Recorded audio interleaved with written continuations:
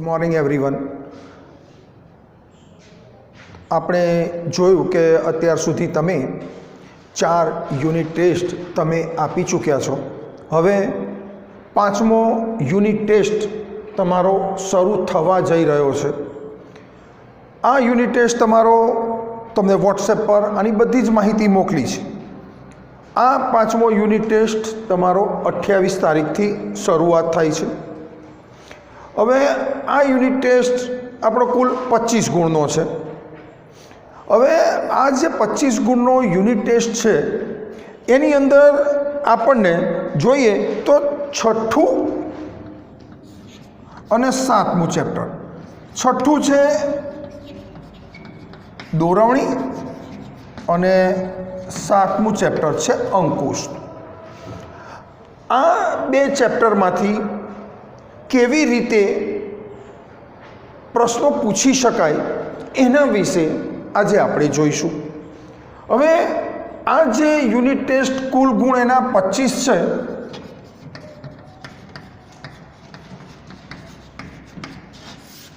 આ 25 ગુણની બે ચેપ્ટરની જે કંઈ તમારી કસોટી લેવાની છે, તો આ કસોટીનું જે માળખું છે, આ માળખું આપણે બોર્ડના જે પ્રશ્નપત્ર છે 100 ગુણનું સેમ એ જ પ્રકારનું માળખું આની અંદર પૂછવાનું છે। હવે જે 100 ગુણની અંદર બોર્ડમાં કયું માળખું છે એનો વિડીયો અગાઉ પણ આપણે આપેલો છે કે ભાઈ 100 માર્ક્સમાં કેવી રીતે પ્રશ્નો પૂછાય છે અથવા એનું માળખું શું છે એના વિશે આપણે ચર્ચા અગાઉના વિડીયોમાં કરેલી જ છે। આ વિડીયોમાં આપણે માત્ર ચેપ્ટર નંબર 6 અને ચેપ્ટર નંબર 7માં કેવી રીતે પ્રશ્નો પૂછી શકાય એના વિશે આપણે થોડુંક જોતા જઈશું। ચાલો જોઈએ ચેપ્ટર નંબર 6માં સૌથી પહેલું આપણું ચેપ્ટર છે દોરવણી। હવે આપણે જોતા જઈએ કે દોરવણીની અંદર પહેલું જ તમને આપ્યું છે દોરવણીની લાક્ષણિકતાઓ।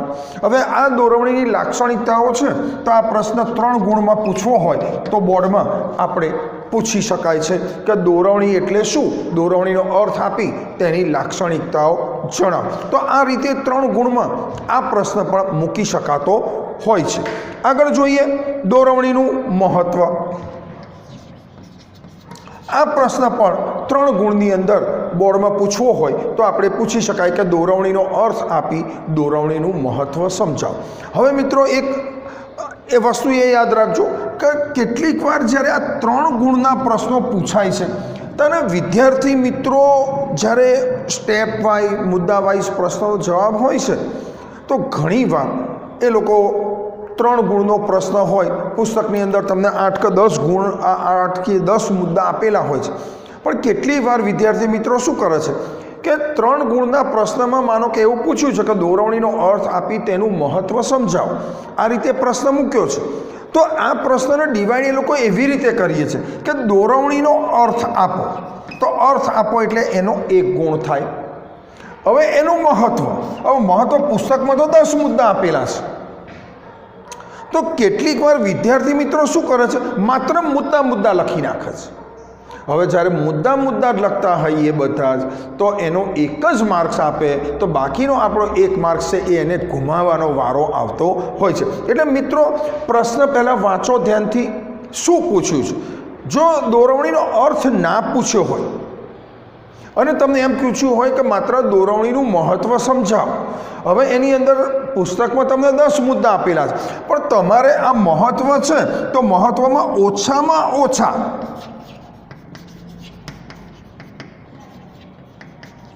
6 મુદ્દા તો આપવા જ પડે, કેમ કે 1 મુદ્દાનો અડધો માર્ક્સ હોય છે, તો કુલ 6 મુદ્દા તમે આપો તો તમને 3 માર્ક્સ પૂરા મળતા હોય છે। એટલે જો 6 કરતાં તમે વધારે લખી શકો તો બહુ જ સારું છે, પણ ઓછામાં ઓછા તમારે 6 મુદ્દા તો આપવા જ પડે તો જ તમને એના 3 ગુણ પૂરા મળે છે, એટલે કે દરેક મુદ્દાનો અડધો માર્ક્સ જોવા મળતો હોય છે। હવે આ પ્રશ્ન વિશે જોતા હતા આપણે કે દોરવણીનો અર્થ આપો અને એનું મહત્ત્વ સમજાવો, તો અર્થનો 1 માર્ક્સ થયો, તો હવે રહ્યા માત્ર 2 માર્ક્સ મેળવવાના, તો 2 માર્ક્સ માટે ઓછામાં ઓછા તમારે 4 મુદ્દા મુદ્દા તો આપવા જ પડે.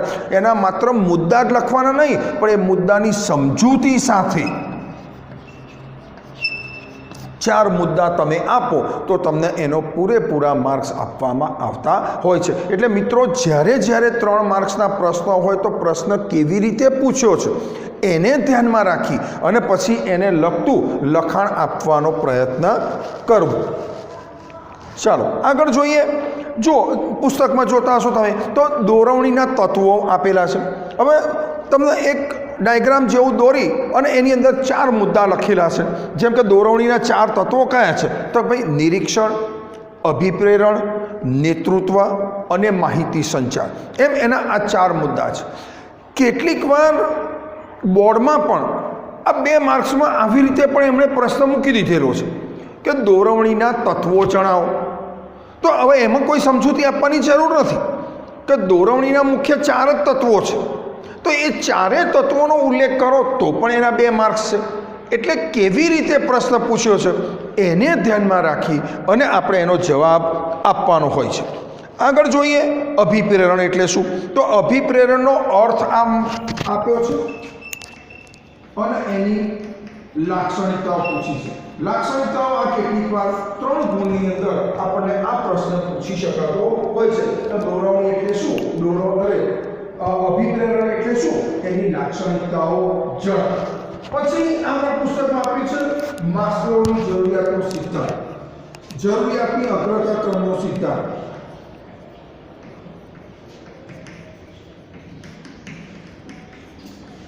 જરૂરિયાતની અગ્રતા ક્રમનો સિદ્ધાંત. આ જે પ્રશ્ન છે આ વારંવાર બોર્ડની અંદર 3 ગુણની અંદર આ પ્રશ્ન પૂછાતો હોય છે.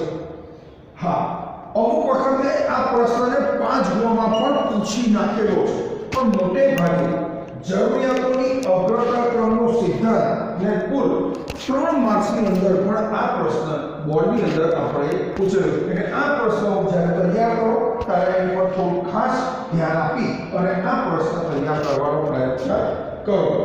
આગળ જોઈએ નાણાકીય અને બિન નાણાકીય પ્રોત્સાહન. જો મિત્રો, આની અંદર નાણાકીય પ્રોત્સાહન અને બિન નાણાકીય પ્રોત્સાહન 2 ભાગ પાડેલા છે. નાણાકીય પ્રોત્સાહનો કુલ તમને 7 નાણાકીય પ્રોત્સાહનો આપ્યા છે અને બિન નાણાકીય પ્રોત્સાહનો છે એની અંદર કુલ તમને 6 પ્રોત્સાહનો આપેલા છે. હવે મિત્રો, આ કેટલીક વાર આની અંદર નાણાકીય પ્રોત્સાહનો જોઈએ તો નફામાં ભાગ, સહભાગીદારી, બઢતી, બોનસ, કમિશન, ઇનામ, પછી છે સલાહ સૂચનો, આવી રીતે 7 મુદ્દા આપેલા છે. કેટલીક વાર આમાંથી અલગથી કેટલીક વાર 2 માર્ક્સમાં પણ ઘણી વખત પ્રશ્ન પૂછી નાખે છે. જેમ કે નાણાકીય પ્રોત્સાહનો છે તો નાણાકીય પ્રોત્સાહનો તમને એમ પૂછે કે સહભાગીદારી એટલે શું. તો આ કેટલીક વાર 2 માર્ક્સમાં અલગથી પૂછી નાખે. આની પર એમસીક્યુ પણ પૂછાતો હોય છે. એમસીક્યુ કેવી રીતે પૂછે કે ભાઈ નીચેનામાંથી કયું પ્રોત્સાહન નાણાકીય પ્રોત્સાહન છે? તો એની અંદર બધા બી નાણાકીય પ્રોત્સાહનો 3 મૂકી દેશે અને એક જ નાણાકીય પ્રોત્સાહનનું મૂકશે. હવે આ ક્યારે આવે આનો જવાબ? કે જ્યારે આપણને નાણાકીય પ્રોત્સાહનો સાથે સાથે યાદ હોય અને બિન નાણાકીય પ્રોત્સાહન 6 યાદ હોય એના મુદ્દા, તો આ એમસીક્યુનો જવાબ આપણે સચોટ આપી શકે. કેટલીક વાર એવી રીતે પૂછે કે નીચેનામાંથી કયું બિન નાણાકીય પ્રોત્સાહન છે? તો એના જવાબમાં 3 નાણાકીય પ્રોત્સાહન મૂકી દેશે અને એક મુદ્દો બિન નાણાકીય પ્રોત્સાહનનો મૂકશે. એટલે આ એમસીક્યુનો જવાબ આપણે ક્યારે જ આપી શકીએ કે જ્યારે આપણને આ બંને નાણાકીય પ્રોત્સાહનો 7 અને બિન નાણાકીય પ્રોત્સાહનો 6 આ બધા જ મુદ્દા યાદ હોય તો જ આપણે આ એમસીક્યુનો જવાબ આપી શકીએ. અને મોટે ભાગે આની પર બોર્ડમાં એમસીક્યુ વધારે પૂછાતું હોય છે, તો આ બાબત પર થોડી ધ્યાન કેન્દ્રિત કરજો. પછી મુદ્દો આપ્યો છે નેતૃત્વ. પછી એનો મુદ્દો આપ્યો છે માહિતી સંચાર. મિત્રો, આ નેતૃત્વ અને આ માહિતી સંચારનો જે મુદ્દો છે, આ મુદ્દો આમ જોવા જઈએ તો તમને જે અભ્યાસક્રમ મોકલી આપ્યો છે અમે એની અંદર તમે જોયો છે કે આ મુદ્દા બોર્ડે અભ્યાસક્રમમાંથી કાઢી નાખેલા છે. એટલે કે નેતૃત્વ અને માહિતી સંચારનો જે મુદ્દો છે એ બોર્ડમાંથી કાઢી નાખેલા છે, એટલે આપણે એના વિશે અત્યારે કોઈ ચર્ચા કરતા નથી. આગળ જોઈએ આગળનું ચેપ્ટર અંકુશ. અંકુશની અંદર જોઈએ તો પહેલો પ્રશ્ન તમે આપ્યો છે અંકુશનો અર્થ અને એના લક્ષણો. જો મિત્રો આ પ્રશ્ન પૂછવો હોય તો 5 ગુણમાં પૂછી શકાય કે અંકુશની વ્યાખ્યા આપી અને તેના લક્ષણો જણાવો. હવે આ પ્રશ્નની અંદર એના લક્ષણોના જે મુદ્દા તમને આપેલા છે પુસ્તકમાં, આમ જોઈએ તો તમને 10 મુદ્દા આપેલા છે.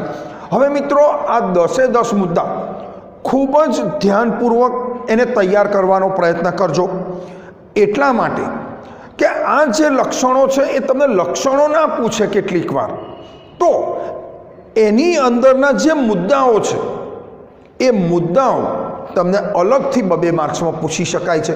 જેમ કે તમને ઉદાહરણ આપું કે અંકુશ એ રચનાત્મક પ્રવૃત્તિ છે, વિધાન સમજાવો, 2 માર્ક્સ મૂકી દેવાય. બીજું, અંકુશ એ ગતિશીલ પ્રક્રિયા છે, વિધાન સમજાવો. અંકુશ એ સતત પ્રક્રિયા છે, વિધાન સમજાવો.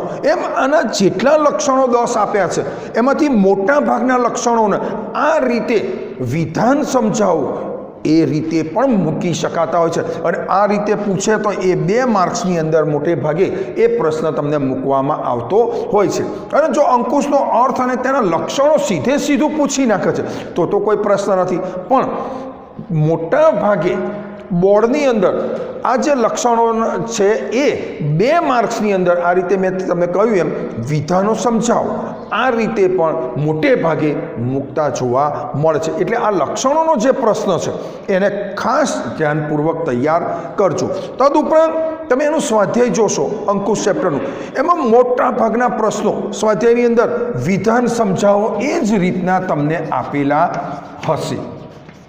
એટલે આ ચેપ્ટરમાંથી મોટે ભાગે વિધાન સમજાવો આ પ્રશ્ન ઉપર ખાસ ધ્યાન કેન્દ્રિત કરજો. આગળ આપ્યું છે આયોજન અને અંકુશ વચ્ચેનો સંબંધ, અથવા આયોજન અને અંકુશ એ એક જ સિક્કાની 2 બાજુ છે, વિધાન સમજાવો. બરાબર. અંકુશ એ આયોજન માટેની પૂર્વ શરત છે. પછી આગળ છે આયોજન એ અંકુશનો જન્મદાતા છે.